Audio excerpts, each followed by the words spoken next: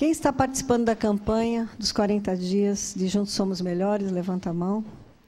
Antes de falar o que nós temos de Deus, que isso também é de Deus, é claro. O nosso pastor está viajando, hoje ele não pôde estar conosco e deve estar nos vendo até. A campanha, ela tem 3 momentos. O primeiro momento é você, sozinho, lendo. Se você ainda não adquiriu, ainda dá tempo, né? Nós estamos na primeira semana, então dá tempo de você estar meditando, lendo o que essa mensagem diária tem para cada um de nós, de Juntos Somos Melhores. Um segundo momento é estar junto com a igreja aqui nos cultos da noite. Nós teremos a ministração hoje dada pelo pastor Rainerson sobre a semana que nós vamos iniciar. E o momento da célula, onde você estará junto com os irmãos, olho no olho, fazendo o que o livro tem nos ensinado. Amar a Deus, amar ao próximo e mostrar esse amor. Então, todos vocês devem estar participando. Já foi dito aqui que existe uma filipeta para você colocar ali, se você é visitante, mas principalmente, se você ainda não faz parte de uma célula, você não pode ficar fora disso. Por isso, você vai pegar o seu boletim e vai dizer assim, eu ainda não estou em célula, gostaria de ter uma célula. Vai colocar o seu nome, o seu endereço, o seu telefone, e nós vamos colocar uma célula para você. Amém? Esse momento da nossa igreja é muito importante. Em 2006, quando nós fizemos, foi assim um crescimento espiritual de todos nós que participamos. E agora não vai ser diferente. Amém? Bom, eu tenho uma palavra, creio que do Senhor para todas nós, a começar por mim. Porque, na verdade, quando a gente começa a estudar a palavra, primeiro é para a gente.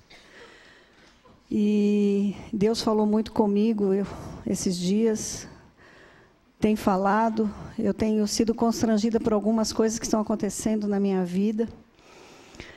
E antes de passar para a meditação em si, eu quero compartilhar com os irmãos que eu fui visitar uma pessoa no presídio essa semana, eu nunca tinha ido ao presídio. E Deus me constrangeu por causa de uma pessoa, de um rapaz. E eu achava assim, não, deve ser da minha mente, deve ser coisa minha.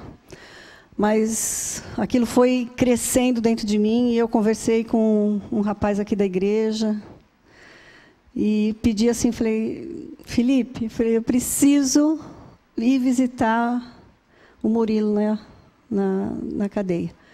Ele falou, onde ele está? Eu falei, nem sei. Mas o Felipe foi atrás e ele estava num lugar onde dificilmente seria possível entrar. Num presídio de segurança máxima, porque ele está jurado de morte. E, com as palavras do Felipe, foi de Deus, porque abriram-se as portas como se eu... nem sequer perguntaram, pediram documento meu, não, né? Falaram simplesmente que era a pastora Nádia, da Igreja Batista Central da Barra, eles devem ter olhado, né, porque o Felipe deu o site da igreja, e eu tive a oportunidade de estar 40 minutos com o Murilo. O que Deus tem para fazer, eu não sei, mas ele assiste o pastor Josué todos os domingos na Band, lá da carceragem. E tem culto lá, e eu sei que Deus vai fazer algo de extraordinário. Então, eu tenho sentido que Deus tem feito alguma coisa muito espetacular com todos nós aqui, porque até a visita a uma prisão foi aberta as portas assim, de uma maneira tão espetacular. E eu levei 12 Bíblias lá para eles.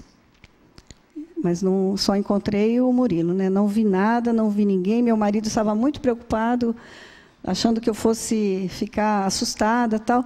Mas foi a coisa mais tranquila. Parecia que eu estava entrando numa residência, numa salinha, um sofazinho, tinha até uma TV ali, e consegui falar, falei da palavra do Senhor para ele, choramos juntos, e eu sei que Deus vai fazer algo de extraordinário, como tem feito nas nossas vidas, vai fazer também na vida do Murilo. Se vocês, quando estiverem orando, lembrar do Murilo, orem por ele, que eu creio que ele precisa muito das nossas orações para superar tudo que ele está sofrendo ali, embora é algo que ele provocou. Mas eu quero trazer uma mensagem hoje do Senhor para as nossas vidas. Abram a Bíblia em Marcos, capítulo 15.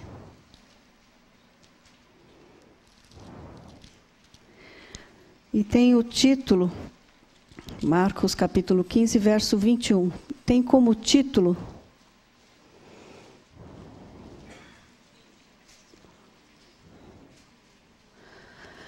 Você carregaria a cruz para Jesus?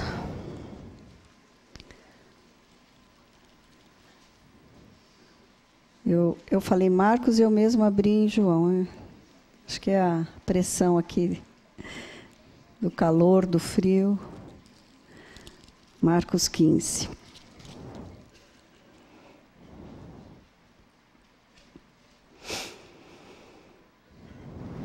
Então diz assim: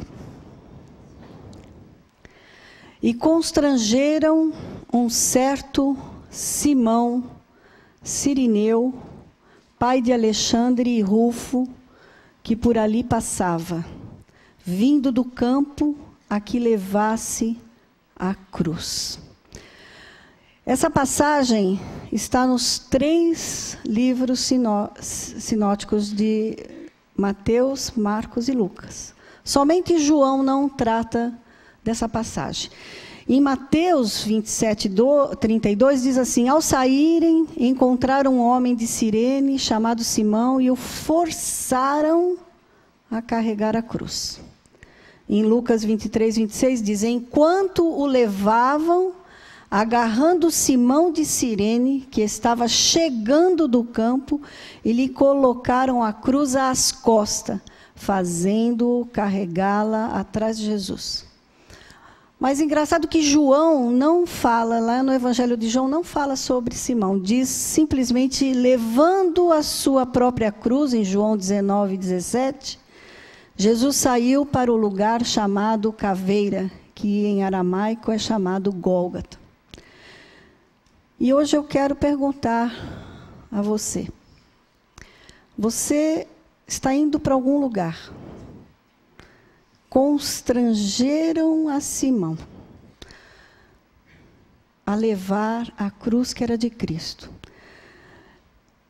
Simão, de Cirene, não é sobrenome dele não, é que ele era de uma cidade.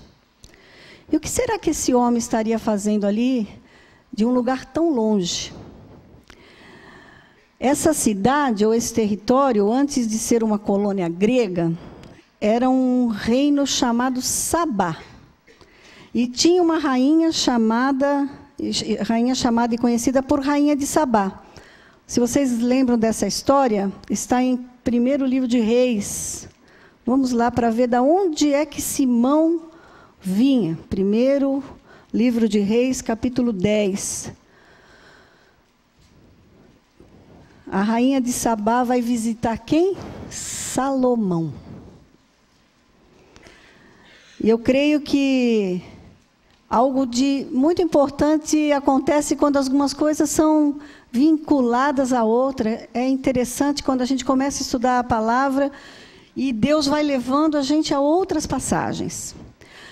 A rainha de Sabá, 1 Reis, capítulo 10, diz assim: A rainha de Sabá soube da fama que Salomão tinha alcançado, graças ao nome do Senhor, e foi a Jerusalém para pô-lo à prova com perguntas difíceis. Quando chegou, acompanhada de uma enorme caravana, com camelos carregados de especiarias, grande quantidade de ouro e pedras preciosas, fez a Salomão todas as perguntas que tinha em mente. Salomão respondeu a todas. Nenhuma lhe foi tão difícil que não pudesse responder. Vendo toda a sabedoria de Salomão, bem como o palácio que ele havia construído, o que era servido em sua mesa, o alojamento de seus oficiais, os criados e os copeiros, todos uniformizados, e os holocaustos que ele fazia no templo do Senhor, a visitante ficou impressionada. Então ela disse ao rei: tudo o que ouvi em meu país acerca de tuas realizações e de tua sabedoria é verdade. Mas eu não acreditava no que diziam, até ver com os meus próprios olhos. Na realidade, não me contaram nem a metade. Tu ultrapassas em muito o que ouvi, tanto em sabedoria como em riqueza. E lá no verso 13, diz assim: o rei Salomão deu à rainha de Sabá tudo o que ela desejou e pediu, além do que já lhe tinha dado por sua generosidade real. Então, ela e os seus servos voltaram para o seu país. Com certeza, ela ficou impressionada e levou para o seu país tudo aquilo que ela aprendeu com Salomão. Mas nós sabemos que Jesus, quando voltou, quando veio, ele disse na sua palavra: está aqui quem é maior que Salomão. E nesse momento, Simão Cirineu está de frente com esse Jesus.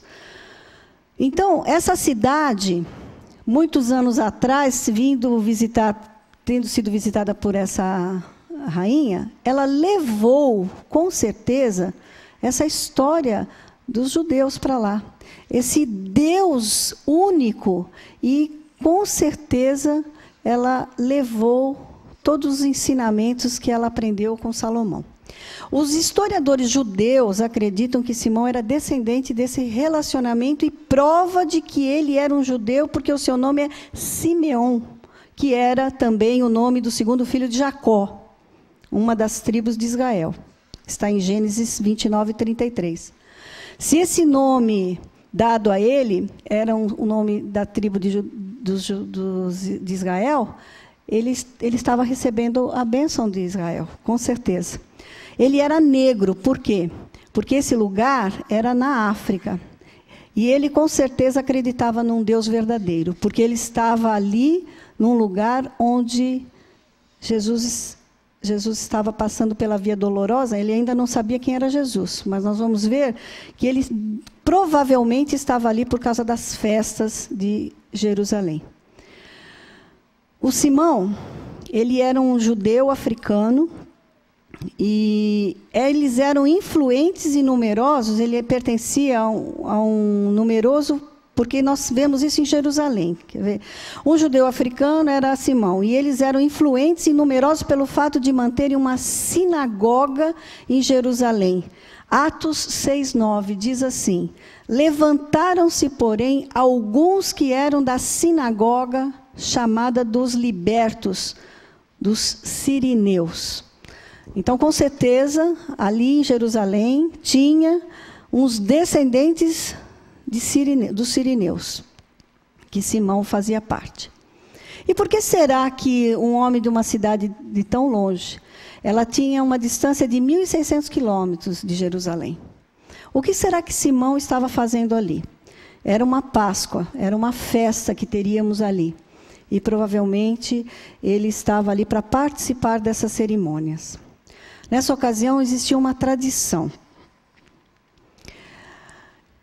Todo aquele que entrasse no templo, de vestes brancas, ia próximo ao altar para ver o sacrifício que ia ser feito ali com o cordeiro. O sacerdote matava o cordeiro em frente ao altar, um altar que era de uma pedra de 2,80 metros de altura, sem ser lapidada. E neste momento ele pegava, assim que sacrificava o cordeiro, ele girava o cordeiro 7 vezes, espirrava todo o sangue no cordeiro, do cordeiro ali no altar. Depois ele pegava uma espécie de uma esponja e sopo e encharcava do sangue naquela e começava a aspergir as pessoas. Era a tradição da pessoa que entrasse, do homem, né, porque isso era só para homem, entrasse com as vestes brancas, recebesse uma gota sequer na sua roupa, e os judeus guardavam aquilo como memorial. Levavam aquela roupa branca com a aspersão do sangue do cordeiro. Então, eu creio que Simão tinha saído do campo e ele estava com esta roupa, esperando receber uma gota de aspersão feita de um cordeiro que fosse sacrificado naquele dia. Então, ele está caminhando. Está caminhando e, de repente, ele dá de frente com pessoas vindo, alguém que ele não conhecia, todo ensanguentado, todo machucado, já não aguentando carregar com as suas próprias forças, porque ele já tinha recebido muitos açoites, mas ele não sabia quem era. Mas era Jesus. E ele foi constrangido a carregar a cruz de Jesus. Ele parou ali e fez por obrigação. Mas diz aí, conforme eu fui procurar aonde era exatamente aquele local, tinha exatamente uns 50 passos da onde Jesus caiu e Simão pegou a sua cruz. Nessa cruz tinha uma inscrição em 3 línguas, grego, latim e hebraico, que dizia: Yeshua et Nazaret Melech Yudim. Não sei se fala assim, né? Mas o meu não é bom. Ou seja, Jesus de Nazaré, rei dos judeus. Ele ficou olhando ali naquela placa, e eu creio que naquele momento ele pega a cruz de Jesus e Jesus se apoia nele. Alguém que estava indo para Jerusalém para pegar uma gota de sangue de um cordeiro que seria sacrificado no altar. Ele agora está encharcado com o sangue do Cordeiro de Deus. Nós vemos que, a partir do momento em que ele aceitou mudar o seu trajeto, porque ele foi constrangido, mas ele recebeu uma bênção maior. Ele não levou para casa a sua túnica branca aspergida com uma gota do sangue do cordeiro que era sacrificado no altar. Mas ele foi totalmente lavado com o sangue do Cordeiro de Deus. Quando eu estava pensando e eu fiquei imaginando, e quando ele olhou para Jesus, e aquele rosto transfigurado, como nós podemos imaginar isso? Fechar os olhos e ver Jesus totalmente transfigurado pelo açoite que recebeu de todos os soldados romanos. Foi assim que Simão largou tudo o que estava fazendo para carregar a cruz de Jesus. E nós? Será que nós temos feito isso?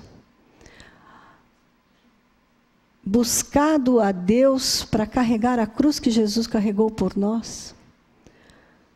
A palavra de Deus diz que nós devemos deixar para seguir a Jesus, carregar a nossa cruz. Mas essa cruz é exatamente a cruz que Jesus carregou por nós. Para que nós possamos fazer com que Ele sinta que nós estamos junto dEle e Ele junto de nós. Porque Ele disse: sem mim nada podeis fazer. Quando nós caminharmos a nossa via dolorosa junto com Jesus, nós vamos poder ouvir a voz dEle, dizendo assim: eu sou o Cordeiro de Deus que tira o pecado do mundo. Simão recebeu isso, com certeza. Eu fico imaginando que depois ele voltou para a cidade dele lá, em Cirene. Levou as vestes dele completamente encharcadas com o sangue do Cordeiro. E aí ele não levou exatamente o seu troféu, mas ele levou a sua vida transformada pelo encontro com o Senhor Jesus. O sangue precioso do Filho de Deus, que foi derramado ali em Jerusalém, para lavar os nossos pecados, agora havia lavado a vida de Simão. Com certeza, Simão chegou ali e conferiu, ou refez a história da rainha de Sabá. Ele falou assim, não, tudo aquilo que a nossa rainha de Sabá trouxe, de que haveria um dia o Messias vir, eu estive com ele. Porque só quem pode dizer das coisas que têm acontecido da palavra do Senhor é quando nós temos um encontro com ele. E Simão teve um encontro com ele. Por isso nós sabemos que temos ainda algumas coisas que nós vamos ver de Paulo falando sobre os filhos de Simão. Lembra que nós lemos, ele tinha 2 filhos? Alexandre e Rufo. Lá em Romanos, capítulo 16, Paulo vai falar de uma pessoa chamada Rufo. E os historiadores dizem que, com certeza, era filho de Simão.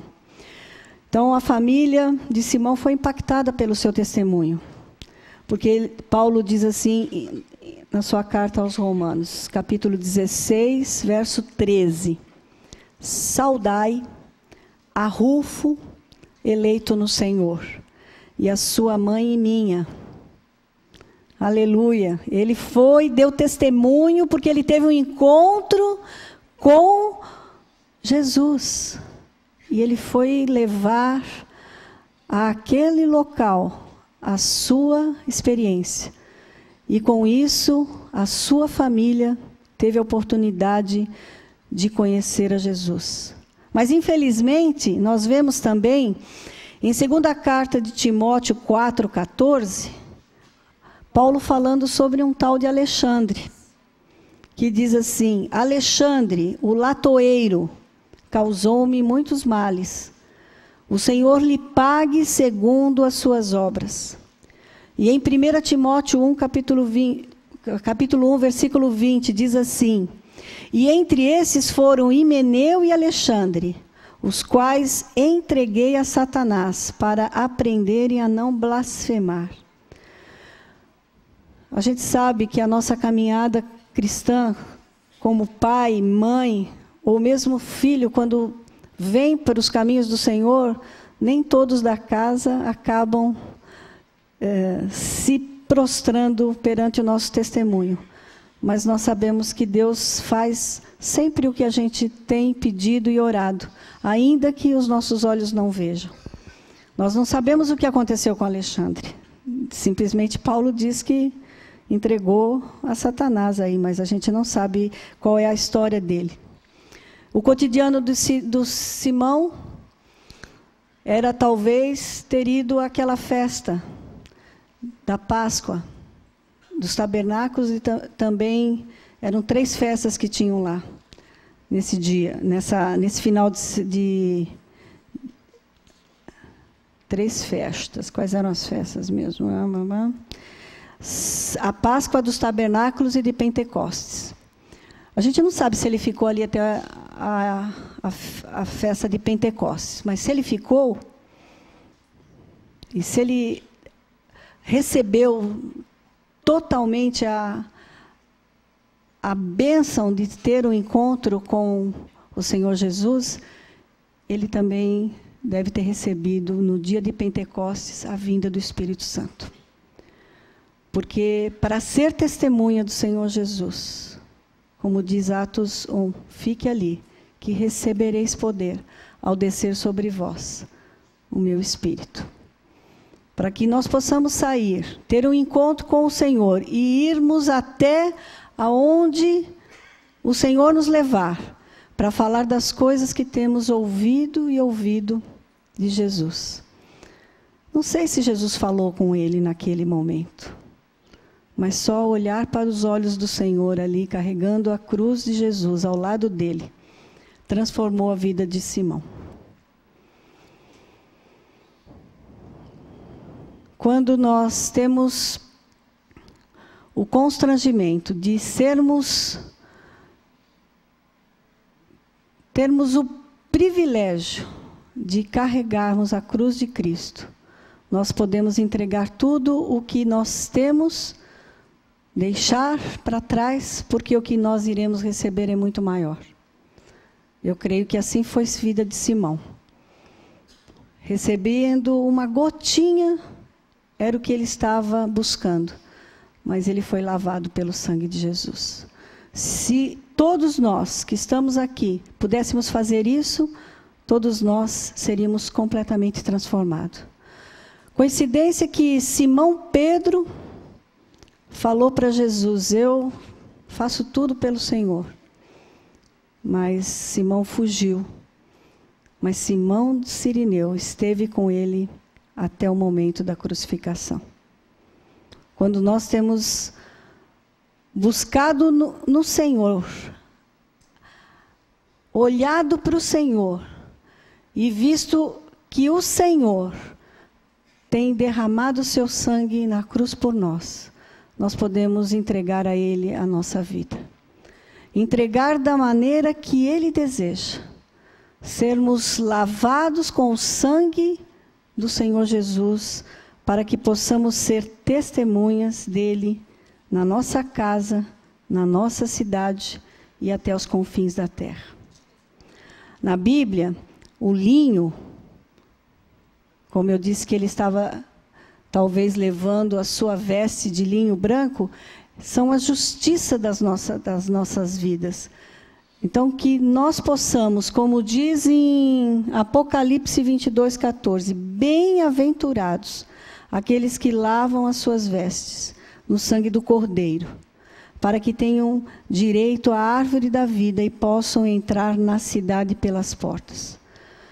Porque a nossa vida só vai ser limpa se nós deixarmos o sangue de Jesus nos lavar. Quando nós entregamos a Ele todos os nossos pecados, Ele é fiel e justo para nos perdoar dos pecados e nos lavar de toda a nossa culpa. Feche seus olhos. Vamos orar a Deus agora, pedindo para que Ele venha sobre as nossas vidas e fale ao nosso coração, porque nós queremos carregar a sua cruz. Pai, em nome de Jesus, que o teu amor e que a tua graça venha sobre nós, que assim como Simão de Cirene caminhava por um caminho ermo, sem saber o que ele iria encontrar ali na frente, mas ele teve um encontro com o Senhor. Que todos nós possamos, a cada dia, receber do Senhor a orientação para podermos nos encontrar diariamente com o Senhor. Que o teu amor, que a tua graça, que a tua voz seja o nosso buscar de cada dia, seja o nosso levar de cada dia, seja tudo aquilo que nós precisemos. Que o Senhor venha sobre nós, venha sobre as nossas famílias, sobre as nossas necessidades, porque o Senhor tem tudo para nós, e é do Senhor que vamos receber todas as bênçãos. Te agradecemos pela oportunidade, Senhor, de ter um encontro contigo, de ouvir o teu chamado, de aceitar o teu chamado, de seguir contigo, Senhor, ainda que possamos levar essa cruz. Que teu amor regue as nossas vidas e que nós possamos ser testemunhas do Senhor na nossa casa, na nossa parentela, até os confins da terra. Obrigado, Pai, mais uma vez, pelo Teu Filho amado Jesus, que verteu na cruz do Calvário o Seu sangue e que nos resgatou para termos novamente acesso ao Pai e buscarmos diante do Senhor a vida e vida com abundância que Jesus nos prometeu. Fica conosco, leva-nos, Senhor, para a Tua casa à tarde para ouvirmos, leva-nos para a nossa casa e traga-nos à tarde para ouvirmos a Tua palavra, para que possamos juntos impactar essa cidade, juntos falarmos que nós amamos a Deus e ao próximo como a nós mesmos, porque é o Senhor que tem nos ensinado, que tem nos levado a trilhar caminhos maiores do que nós possamos imaginar. E é em nome de Jesus que nós oramos. Amém. Amém. Dê um abraço em 10 pessoas, tá bom? 10 ou 50, como o pastor manda. E voltemos à noite para a glória do Senhor. Amém.